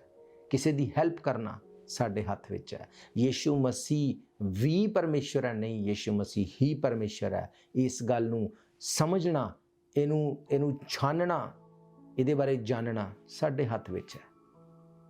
ਹਾਲੇਲੂਇਆ। ਮੈਂ ਤੁਹਾਨੂੰ ਦੱਸਿਆ ਸੀ ਮੈਂ ਫਾਰਮਾਸਿਸਟ ਹਾਂ ਇੱਕ ਬਾਈ ਪ੍ਰੋਫੈਸ਼ਨ। ਮੈਂ ਜਦੋਂ ਇੰਡੀਆ ਤੋਂ ਆਇਆ ਮੈਂ ਉੱਥੇ ਫਾਰਮਾਸਿਸਟ ਸੀ। ਮੈਂ ਅੱਖਾਂ ਬੰਦ ਕਰਕੇ ਕਿਸੇ ਦੇ ਕਹਿਣ 'ਤੇ ਫੇਥ ਨਹੀਂ ਕੀਤਾ। ਮੇਰੇ ਹੱਥ ਵਿੱਚ ਸੀ ਕਿ ਮੈਂ ਜਾਣਾ ਬਾਈਬਲ ਕੀ ਕਹਿੰਦੀ ਹੈ। ਮੈਂ ਪੜ੍ਹਿਆ ਲਿਖਿਆ ਸੀ, ਮੈਂ ਪੜ੍ਹਿਆ ਇਸ ਚੀਜ਼ ਨੂੰ, ਇਹਦੇ ਉੱਤੇ ਫੇਥ ਕੀਤਾ, ਪਰਮੇਸ਼ਰ ਨੂੰ ਜਾਣਿਆ ਤੇ ਉਹ ਮੈਨੂੰ ਇਸ ਵਾਅਦਾ ਕੀਤੇ ਹੋਈ ਧਰਤੀ ਤੇ ਲੈ ਕੇ ਆਇਆ। ਅੱਜ ਤੁਹਾਨੂੰ ਛੁਡਾਉਣ ਦੇ ਲਈ ਪਰਮੇਸ਼ਰ ਜੇ ਮੈਨੂੰ ਇਸਤੇਮਾਲ ਕਰ ਸਕਦਾ ਤਾਂ ਪਰਮੇਸ਼ਰ ਦੂਸਰਿਆਂ ਨੂੰ ਛੁਡਾਉਣ ਲਈ ਤੁਹਾਨੂੰ ਵੀ ਇਸਤੇਮਾਲ ਕਰ ਸਕਦਾ। ਬਾਈਬਲ ਕਹਿੰਦੀ ਉਹ ਕਦੇ ਨਹੀਂ ਬਦਲਦਾ, ਉਹ ਕਦੇ ਨਹੀਂ ਛੱਡਦਾ, ਉਹ ਕਦੇ ਨਹੀਂ ਤਿਆਗਦਾ। ਹਾਲੇਲੂਇਆ। ਉਹ ਕੱਲ, ਅੱਜ ਤੇ ਹਮੇਸ਼ਾ ਤੱਕ ਇੱਕੋ ਜਿਹਾ ਪਰਮੇਸ਼ਰ ਹੈ। ਜਿਉਂਦੇ ਜੀ ਅਸੀਂ ਆਪਣੀ ਲਾਈਫ ਨੂੰ ਸਪੈਂਡ ਕਰ ਲਵਾਂਗੇ, ਅਮੀਰ ਹੋਈਏ ਜਾਂ ਗਰੀਬ, ਚੰਗੇ ਹੋਈਏ ਜਾਂ ਮਾੜੇ, ਮਰਨ ਤੋਂ ਬਾਅਦ ਸਵਰਗ ਜਾਣਾ ਜਾਂ ਨਰਕ ਜਾਣਾ ਇਹ ਤੁਹਾਡੇ ਹੱਥ ਵਿੱਚ ਹੈ। ਅੱਜ ਪਰਮੇਸ਼ਰ ਤੁਹਾਨੂੰ ਇਹ ਗੱਲ ਪੁੱਛਦਾ, ਤੇਰੇ ਹੱਥ ਵਿੱਚ ਕੀ ਹੈ? ਇਸ ਡਿਸੀਜ਼ਨ ਨੂੰ ਬਣਾਉਣਾ ਤੁਹਾਡੇ ਹੱਥ ਵਿੱਚ ਹੈ। ਪ੍ਰਾਰਥਨਾ ਕਰਨਾ ਤੁਹਾਡੇ ਹੱਥ ਵਿੱਚ ਹੈ। ਕੀ ਤੁਸੀਂ ਇਹ ਸੋਚਦੇ ਹੋ ਕਿ ਤੁਸੀਂ ਆਪਣੀ ਲਾਈਫ ਨੂੰ ਜਿਸ ਤਰ੍ਹਾਂ ਮਰਜ਼ੀ ਚੱਲੋ ਤੇ ਉਸ ਅੰਤਲੇ ਟਾਈਮ 'ਚ ਤੁਸੀਂ ਸਵਰਗ ਦੇ ਵਿੱਚ ਚਲੇ ਜਾਓਗੇ? ਇਹ ਪੋਸੀਬਲ ਨਹੀਂ। ਪਰਮੇਸ਼ਰ ਨੇ ਮੂਸਾ ਨੂੰ ਕਿਹਾ ਤੇਰੇ ਹੱਥ ਵਿੱਚ ਕੀ ਹੈ? ਜੋ ਤੁਹਾਡੇ ਹੱਥ ਵਿੱਚ ਹੈ ਜੇ ਤੁਸੀਂ ਉਹ ਕਰੋਗੇ, ਉਹ ਕਰੇਗਾ ਜੋ ਤੁਹਾਡੇ ਹੱਥ ਵਿੱਚ ਨਹੀਂ ਹੈ। ਹਾਲੇਲੂਇਆ। ਬਾਈਬਲ ਕਹਿੰਦੀ ਹੈ ਜੋ ਤੂੰ ਕਰ ਸਕਦਾ, ਜੋ ਤੂੰ ਉਹ ਕਰੇਗਾ, ਪਰਮੇਸ਼ਰ ਉਹ ਕਰੇਗਾ ਜੋ ਤੂੰ ਸੋਚ ਵੀ ਨਹੀਂ ਸਕਦਾ। ਬਾਈਬਲ ਕਹਿੰਦੀ ਪਰਮੇਸ਼ਰ ਨੇ ਤੇਰੇ ਲਈ ਉਹ ਚੀਜ਼ਾਂ ਰੱਖੀਆਂ ਜੋ ਤੇਰੇ ਮਨ 'ਚ ਨਹੀਂ ਆਈਆਂ, ਤੇਰੇ ਦਿਲ 'ਚ ਨਹੀਂ ਆਈਆਂ, ਤੇਰੇ ਦਿਮਾਗ 'ਚ ਨਹੀਂ ਆਈਆਂ।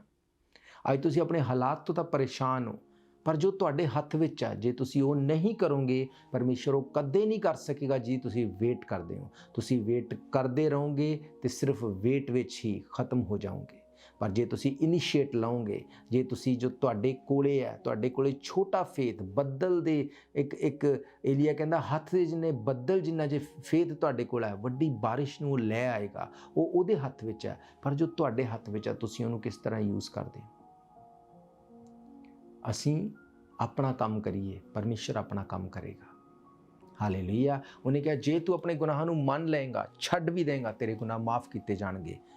ਜੇ ਤੂੰ ਆਪਣੇ ਗੁਨਾਹਾਂ ਨੂੰ ਮੰਨ ਲਏਗਾ, ਗੁਨਾਹਾਂ ਨੂੰ ਮੰਨਣਾ ਤੁਹਾਡੇ ਹੱਥ ਵਿੱਚ ਹੈ, ਉਹਨੂੰ ਛੱਡ ਦੇਣਾ ਤੁਹਾਡੇ ਹੱਥ ਵਿੱਚ ਹੈ।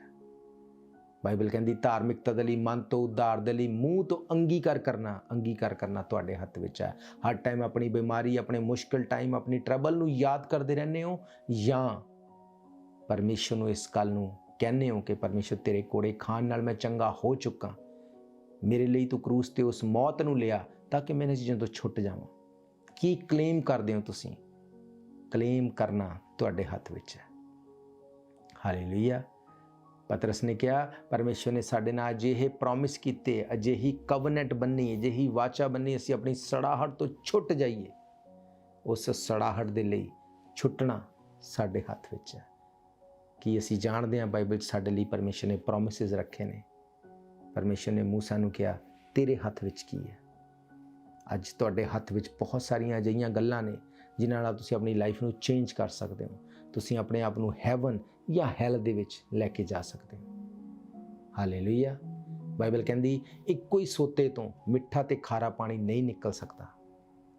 ਉਸੇ ਤਰ੍ਹਾਂ ਇੱਕੋ ਮੂੰਹ ਤੋਂ ਤੁਸੀਂ ਆਸ਼ੀਸ਼ ਤੇ ਸ਼ਰਾਪ ਨਹੀਂ ਦੇ ਸਕਦੇ। ਇਹ ਤੁਹਾਡੇ ਹੱਥ ਵਿੱਚ ਹੈ, ਤੁਸੀਂ ਆਪਣੀ ਲਾਈਫ ਨੂੰ ਕਿਸ ਤਰ੍ਹਾਂ ਰੱਖਣਾ। ਯਿਸੂ ਮਸੀਹ ਨੇ ਕਿਹਾ ਇਹ ਬੋਝ ਨਾ ਦੱਬੇ ਹੋਏ ਲੋਕੋ ਮੇਰੇ ਕੋਲ ਆਓ, ਮੈਂ ਤੁਹਾਨੂੰ ਆਰਾਮ ਦਿਆਂਗਾ। ਉਹਨੇ ਕਿਹਾ ਮੇਰਾ ਜੂਆ ਲੈ ਲਓ, ਉਹ ਹਲਕਾ ਹੈ। ਤੁਹਾਡਾ ਜੂਆ ਬਹੁਤ ਭਾਰੀ ਹੈ, ਤੁਹਾਡੀਆਂ ਚਿੰਤਾਵਾਂ ਬਹੁਤ ਨੇ, ਟਰਬਲਸ ਬਹੁਤ ਨੇ, ਪਰ ਉਹ ਕਹਿੰਦਾ ਆਪਣੀਆਂ ਚਿੰਤਾਵਾਂ ਮੈਨੂੰ ਦੇ ਦੇ ਤੇ ਮੇਰੀ ਚਿੰਤਾ ਲੈ ਲੈ। ਇਹ ਤੁਹਾਡੇ ਹੱਥ ਵਿੱਚ ਹੈ। ਹਾਲੇਲੂਇਆ।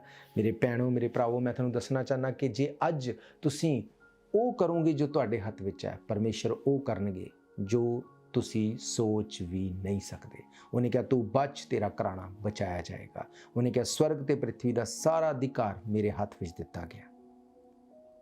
ਉਹਦੇ ਹੱਥ ਵਿੱਚ ਉਹ ਹੈ ਜੋ ਤੁਸੀਂ ਸੋਚ ਨਹੀਂ ਸਕਦੇ, ਪਰ ਕੀ ਜੋ ਤੁਹਾਡੇ ਹੱਥ ਵਿੱਚ ਹੈ ਤੁਸੀਂ ਉਹਨੂੰ ਯੂਜ਼ ਕਰਦੇ ਹੋ। ਅੱਜ ਡਿਸੀਜ਼ਨ ਬਣਾਓ ਇਸ ਚੀਜ਼ ਦਾ ਕਿ ਪ੍ਰਭੂ ਯਿਸੂ ਮਸੀਹ, ਅਸੀਂ ਆਪਣੇ ਗੁਨਾਹਾਂ ਨੂੰ ਮੰਨਦੇ ਹਾਂ ਜੋ ਆਦਮ ਤੋਂ ਚੱਲੇ ਆਉਂਦੇ ਨੇ, ਅਸੀਂ ਉਹਨਾਂ ਗੁਨਾਹਾਂ ਤੋਂ ਤੌਬਾ ਕਰਦੇ ਹਾਂ, ਅਸੀਂ ਤੇਰੇ ਪਿੱਛੇ ਚੱਲਣ ਦਾ ਪ੍ਰੋਮਿਸ ਕਰਦੇ ਹਾਂ। ਤੂੰ ਸਾਡੇ ਨਾਲ ਗੱਲ ਕਰ, ਤੂੰ ਸਾਡੇ ਹਾਲਾਤਾਂ ਨੂੰ ਚੇਂਜ ਕਰ, ਸਾਡੀ ਜ਼ਿੰਦਗੀ ਨੂੰ ਨਵੀਂ ਜ਼ਿੰਦਗੀ ਦੇ ਵੱਲ ਲੈ ਕੇ ਜਾ। ਮੇਰਾ ਫੇਥ ਹੈ ਜਦੋਂ ਤੁਸੀਂ ਇਸ ਤਰ੍ਹਾਂ ਪਰਮੇਸ਼ਰ ਦੇ ਅੱਗੇ ਜਾਓਗੇ, ਪਰਮੇਸ਼ਰ ਤੁਹਾਡੀ ਪ੍ਰਾਰਥਨਾ ਨੂੰ ਸੁਣਨਗੇ। ਯਾਦ ਰੱਖੋ, ਪਰਮੇਸ਼ਰ ਦੇ ਅੱਗੇ ਹਮੇਸ਼ਾ ਰੋਂਦੇ ਕੁਰਲਾਉਂਦੇ, ਹਮੇਸ਼ਾ ਕੰਪਲੇਂਟ ਕਰਦੇ ਹੋਏ ਨਾ ਜਾਓ। ਉਹ ਇੱਕ ਰਾਜਿਆਂ ਦਾ ਰਾਜਾ ਹੈ। ਰਾਜੇ ਦੇ ਅੱਗੇ ਬਾਈਬਲ ਕਹਿੰਦੀ ਜਦੋਂ ਲੋਕ ਜਾਂਦੇ ਸੀ ਖੁਸ਼ ਹੋ ਕੇ ਉਹਨੂੰ ਆਨਰ ਕਰਦੇ ਹੋਏ, ਰਾਜਾ ਚਿਰੰਜੀਵੀ ਰਹੇ, ਰਾਜਾ ਯੁਗਨ ਯੁਗਾਨ ਜੀਵਿਤ ਰਹੇ, ਰਾਜਾ ਉਹਦੀ ਲਾਈਫ ਹਮੇਸ਼ਾ ਬਲੈਸਡ ਰਹੇ, ਬਹੁਤ ਸਾਰੀਆਂ ਗੱਲਾਂ ਕਰਕੇ ਫਿਰ ਉਹ ਆਪਣੀ ਗੱਲ ਨੂੰ ਰੱਖਦੇ ਸੀ। ਅੱਜ ਅਸੀਂ ਰਾਜਿਆਂ ਦੇ ਰਾਜੇ ਦੇ ਅੱਗੇ ਜਾ ਕੇ ਮੂੰਹ ਉਦਾਸ ਕਰਕੇ ਜਾਂਦੇ ਹਾਂ, ਕੰਪਲੇਂਟ ਕਰਕੇ ਜਾਂਦੇ ਹਾਂ, ਮੇਰੀ ਲਾਈਫ ਇੱਦਾਂ ਕਿਉਂ, ਜੇ ਤੂੰ ਹੈ ਤਾਂ ਮੇਰੇ ਨਾਲ ਇੱਦਾਂ ਕਿਉਂ, ਮੇਰੇ ਹਾਲਾਤ ਇੱਦਾਂ ਕਿਉਂ। ਯਾਦ ਰੱਖੋ, ਬਾਈਬਲ ਕਹਿੰਦੀ ਕਿਸੇ ਨੇ ਵੀ ਪਰਮੇਸ਼ਰ ਨੂੰ ਕੁਝ ਵੀ ਅਜਿਹਾ ਨਹੀਂ ਦਿੱਤਾ ਜਿਹਦਾ ਉਹ ਤੋਂ ਹਿਸਾਬ ਲੈ ਸਕੇ। ਪਰ ਜੇ ਤੁਸੀਂ ਧੰਨਵਾਦ ਨਾਲ ਜਾਂਦੇ ਹੋ, ਆਪਣੇ ਹੱਥ ਵਿੱਚ ਜੋ ਹੈ ਉਹਨੂੰ ਤੁਸੀਂ ਕਰਦੇ ਹੋ, ਪਰਮੇਸ਼ਰ ਤੁਹਾਡੇ ਹਾਲਾਤ ਨੂੰ ਚੇਂਜ ਕਰ ਦੇਗਾ। ਹਾਲੇਲੂਇਆ। ਅਸੀਂ ਕਿੰਨੀਆਂ ਟੈਸਟਮਨੀ ਸੁਣਦੇ ਹਾਂ ਹਰ ਸੰਡੇ ਚਰਚ ਦੇ ਵਿੱਚ। ਪਰਮੇਸ਼ਰ ਹੀਲ ਵੀ ਕਰਦਾ, ਛੁਡਾਉਂਦਾ ਵੀ ਹੈ, ਪਰਮੇਸ਼ਰ ਚੰਗਾ ਵੀ ਕਰਦਾ, ਪਰ ਪਰਮੇਸ਼ਰ ਵੇਟ ਕਰਦਾ ਕਿ ਜੋ ਤੁਹਾਡੇ ਹੱਥ ਵਿੱਚ ਹੈ ਕੀ ਤੁਸੀਂ ਉਹ ਕਰਦੇ ਹੋ ਜਾਂ ਤੁਸੀਂ ਸਿਰਫ ਕੰਪਲੇਂਟ ਕਰਦੇ ਹੋ। ਮੈਂ ਤੁਹਾਨੂੰ ਸੱਚ ਕਹਿਣਾ, ਜੇ ਤੁਸੀਂ ਅੱਜ ਤੋਂ ਆਪਣਾ ਅੰਗੀਕਾਰ ਬਦਲ ਲਓ, ਜੋ ਤੁਹਾਡੇ ਵਿੱਚ ਹੱਥ ਵਿੱਚ ਉਹਨੂੰ ਕਰੋ, ਤੁਸੀਂ ਪਰਮੇਸ਼ਰ ਦੇ ਵੱਡੇ ਕੰਮਾਂ ਨੂੰ ਦੇਖਣ ਵਾਲੇ ਹੋ। ਉਹਨੇ ਮੂਸਾ ਨੂੰ 80 ਸਾਲ ਦੀ ਏਜ ਦੇ ਵਿੱਚ ਨਾ ਸਿਰਫ ਚੁਣਿਆ, ਪਰ ਵਿਕਟੋਰੀਅਸ ਬਣਾ ਕੇ ਚੁਣਿਆ। ਫਿਰੌਨ ਜੋ ਇੱਕ ਐਡਾ ਤਕੜਾ, ਐਡਾ ਵੱਡਾ ਰਾਜਾ ਸੀ, ਬਾਈਬਲ ਕਹਿੰਦੀ ਉਹਨੂੰ ਹੱਥ ਜੋੜ ਕੇ ਉਹਨੂੰ ਕਹਿੰਦਾ ਕਿ ਚਲੇ ਜਾ ਆਪਣੇ ਲੋਕਾਂ ਨੂੰ ਲੈ ਕੇ। ਹਾਲੇਲੂਇਆ। ਮੇਰਾ ਵਿਸ਼ਵਾਸ ਹੈ ਵਚਨ ਤੁਹਾਡੀ ਜ਼ਿੰਦਗੀ 'ਚ ਕੰਮ ਕਰਨਗੇ। ਜੇ ਤੁਸੀਂ ਅੱਜ ਆਪਣੇ ਆਪ ਨੂੰ ਪਰਮੇਸ਼ਰ ਦੇ ਲਈ ਮੁਹੱਈਆ ਕਰਾਉਂਦੇ ਹੋ, ਦੇਣਾ ਚਾਹੁੰਦੇ ਹੋ, ਮੈਂ ਤੁਹਾਡੇ ਲਈ ਪ੍ਰਾਰਥਨਾ ਕਰਾਂਗਾ। ਆਓ ਆਪਣੀਆਂ ਅੱਖਾਂ ਨੂੰ ਬੰਦ ਕਰੀਏ, ਆਪਣੇ ਸਿਰਾਂ ਨੂੰ ਝੁਕਾਈਏ, ਮੰਨੋ ਆਪਣੇ ਗੁਨਾਹਾਂ ਨੂੰ ਉਹਦੇ ਅੱਗੇ, ਕਹੋ ਉਹਨੂੰ ਪਰਮੇਸ਼ਰ ਤੂੰ ਮੇਰਾ ਉद्धार ਕਰਤਾ ਹੈ, ਮੈਂ ਜੋ ਮੇਰੇ ਹੱਥ ਵਿੱਚ ਆ ਉਹ ਕਰਦਾ, ਮੈਂ ਮੰਨਦਾ ਕਿ ਤੂੰ ਮੈਨੂੰ ਛੁਡਾ ਸਕਦਾ ਪਰਮੇਸ਼ਰ, ਮੇਰੇ ਹਾਲਾਤ ਨੂੰ ਬਦਲ ਸਕਦਾ, ਮੇਰੇ ਘਰਾਣੇ ਨੂੰ ਛੁਡਾ ਸਕਦਾ, ਮੈਨੂੰ ਬਿਮਾਰੀਆਂ ਤੋਂ ਬਚਾ ਸਕਦਾ। ਆਓ ਆਪਣੀਆਂ ਅੱਖਾਂ ਨੂੰ ਬੰਦ ਕਰੀਏ। ਸਰਵ ਸ਼ਕਤੀਮਾਨ ਪਰਮੇਸ਼ਰ ਯੀਸ਼ੂ ਮਸੀਹ ਨਾਸਰੀ, ਧੰਨਵਾਦ ਕਰਦੇ ਹਾਂ ਤੁਹਾਡਾ, ਤੁਸੀਂ ਦਇਆ ਕਰਨ ਵਾਲੇ ਪਰਮੇਸ਼ਰ ਹੋ। ਖੁਦਾਵੰਦ, ਤੁਸੀਂ ਜਿਵੇਂ ਮੂਸਾ ਨੂੰ ਪੁੱਛਿਆ ਤੇਰੇ ਹੱਥ ਵਿੱਚ ਕੀ ਆ, ਉਹਨੇ ਆਪਣੇ ਹੱਥ 'ਚ ਹੋਣ ਦੇ, ਅਧਿਕਾਰ 'ਚ ਹੋਣ ਦੀਆਂ ਚੀਜ਼ਾਂ ਨੂੰ ਪੂਰਾ ਕੀਤਾ, ਤੁਸੀਂ ਉਹਨੂੰ ਵਿਕਟੋਰੀਅਸ ਬਣਾਇਆ। ਅੱਜ ਮੇਰਾ ਦੇਖਣ ਵਾਲਾ ਹਰ ਭੈਣ, ਭਰਾ, ਬੱਚਾ, ਬਜ਼ੁਰਗ, ਜਦੋਂ ਇਹ ਖੁਦਾਵੰਦ ਆਪਣੇ ਕੰਮਾਂ ਨੂੰ ਪੂਰਾ ਕਰਦੇ, ਜਦੋਂ ਇਹ ਆਪਣੇ ਮੂੰਹ ਤੋਂ ਅੰਗੀਕਾਰ ਕਰਦੇ ਕਿ ਯੀਸ਼ੂ ਮਸੀਹ ਸਾਡੇ ਲਈ ਮਰ ਗਿਆ, ਸਾਡੇ ਲਈ ਜੀ ਉੱਠਿਆ, ਸਾਡੇ ਲਈ ਉਹ ਪ੍ਰਭੂ ਦੇ ਪਰਮੇਸ਼ਰ ਦੇ ਸੱਜੇ ਹੱਥ ਬੈਠਾ, ਸਾਡੇ ਲਈ ਉਹਨੇ ਸਭ ਦੁੱਖਾਂ ਨੂੰ ਝੱਲਿਆ, ਸਾਡੇ ਲਈ ਉਹ ਗੱਡਿਆ ਗਿਆ, ਸਾਡੇ ਲਈ ਉਹ ਮੁਰਦਿਆਂ 'ਚੋਂ ਜੀ ਉੱਠਿਆ, ਜਦੋਂ ਇਹ ਇਸ ਚੀਜ਼ ਨੂੰ ਅੰਗੀਕਾਰ ਕਰਦੇ ਆ ਖੁਦਾਵੰਦ, ਇਹਨਾਂ ਦੇ ਹਾਲਾਤ ਚੇਂਜ ਹੋਣ। ਮੈਂ ਕਮਾਂਡ ਕਰਦਾ ਸਾਰੀਆਂ ਬਿਮਾਰੀਆਂ ਗਿਰਨ, ਸਾਰੇ ਹਾਲਾਤ ਚੇਂਜ ਹੋਣ, ਇਹਨਾਂ ਦਾ ਫਾਈਨੈਂਸ ਸੁਧਰੇ, ਇਹਨਾਂ ਦੇ ਬੱਚੇ ਸੁਧਰਨ, ਲੰਬੀ ਉਮਰ ਤੇ ਤੰਦਰੁਸਤੀ ਨੂੰ ਪਾਣ ਖੁਦਾਵੰਦ, ਇਹਨਾਂ ਦੀ ਲਾਈਫ ਸੇਮ ਨਾ ਰਹੇ। ਸੁਣਨ ਵਾਲੇ ਹਰ ਇੱਕ ਆਪਣੇ ਭੈਣ, ਭਰਾ, ਬੱਚੇ, ਬਜ਼ੁਰਗ ਤੇ ਮੈਂ ਤੁਹਾਡੀ ਦਇਆ, ਤੁਹਾਡੀ ਆਸ਼ੀਸ਼ ਨੂੰ ਮੰਗਦਾ। ਯੀਸ਼ੂ ਮਸੀਹ ਦੇ ਸਾਮਰਥੀ ਨਾਮ 'ਚ ਅਸੀਂ ਮੰਗਦੇ ਹਾਂ। ਆਮੀਨ, ਆਮੀਨ। ਤੁਸੀਂ ਵੀ ਬੋਲ ਸਕਦੇ ਹੋ ਆਮੀਨ। ਹਾਲੇਲੂਇਆ। ਸੋ ਮੇਰਾ ਫੇਥ ਹੈ ਇਹਨਾਂ ਵਚਨਾਂ ਦੇ ਨਾਲ ਤੁਸੀਂ ਬਲੈਸ ਹੋ। ਮੈਂ ਤੁਹਾਨੂੰ ਦੱਸਣਾ ਚਾਹੁੰਦਾ, ਜੇ ਤੁਸੀਂ ਕੋਈ ਵੀ ਪ੍ਰੇਅਰ ਰਿਕੁਐਸਟ ਰੱਖਦੇ ਹੋ, ਤੁਹਾਡਾ ਕੋਈ ਵੀ ਕੁਐਸਚਨ ਹੈ, ਤੁਸੀਂ ਸਾਡਾ ਨੰਬਰ 7788922250 ਤੇ ਕਾਲ ਕਰ ਸਕਦੇ ਹੋ। ਅਸੀਂ ਮਿਲ ਕੇ ਤੁਹਾਡੀ ਦੁਆ ਕਰਾਂਗੇ। ਤੇ ਜੇ ਤੁਸੀਂ ਇਨ ਪਰਸਨ ਚਰਚ ਵਿੱਚ ਆ ਕੇ ਸਾਡੇ ਨਾਲ ਸਭਾ ਅਟੈਂਡ ਕਰਨਾ ਚਾਹੁੰਦੇ ਹੋ, ਮੈਂ ਤੁਹਾਨੂੰ ਦੱਸਣਾ ਚਾਹੁੰਦਾ, ਹਰ ਇਤਵਾਰ ਦੁਪਹਿਰੇ 1 ਵਜੇ ਅਸੀਂ 660 East 51st avenue Vancouver BC ਦੇ ਵਿੱਚ ਮਿਲਦੇ ਹਾਂ। ਇਸ ਤੋਂ ਇਲਾਵਾ ਸੋਸ਼ਲ ਮੀਡੀਆ ਦੇ ਥਰੂ ਔਰ faith TV, joy TV, radio FM 600 AM ਦੇ ਥਰੂ, ਸੋਸ਼ਲ ਮੀਡੀਆ ਦੇ ਥਰੂ ਤੁਸੀਂ ਸਾਡੇ ਨਾਲ ਜੁੜ ਸਕਦੇ ਹੋ। ਸਾਡਾ ਪੇਜ ਜੋ ਕਿ ਫੇਸਬੁੱਕ ਤੇ, ਤੁਸੀਂ ਸਾਰੀ ਇਨਫੋਰਮੇਸ਼ਨ ਨੂੰ ਲੈ ਸਕਦੇ ਹੋ। ਸੋ ਪ੍ਰਭੂ ਤੁਹਾਡੇ ਨਾਲ ਹੋਣ, ਪਰਮੇਸ਼ਰ ਤੁਹਾਨੂੰ ਬਲੈਸ ਕਰਨ। ਅਸੀਂ ਫਿਰ ਮਿਲਾਂਗੇ ਅਗਲੇ ਹਫਤੇ। ਤਦ ਤੱਕ ਲਈ ਤੁਹਾਨੂੰ ਸਾਰਿਆਂ ਨੂੰ ਪ੍ਰੇਜ਼ ਦਾ ਲਾਰਡ, ਜੈ ਮਸੀਹ ਦੀ। God bless you all. ਦੁਨੀਆ 'ਚ ਤੈਨੂੰ ਜੇ ਚੈਨ ਨਹੀਂ ਲੱਗਦਾ, ਦੁਨੀਆ 'ਚ ਤੈਨੂੰ ਜੇ ਚੈਨ ਨਹੀਂ ਲੱਗਦਾ, ਯੀਸ਼ੂ ਕੋਲ ਆਵੇਂ ਤੇ ਚੰਗਾ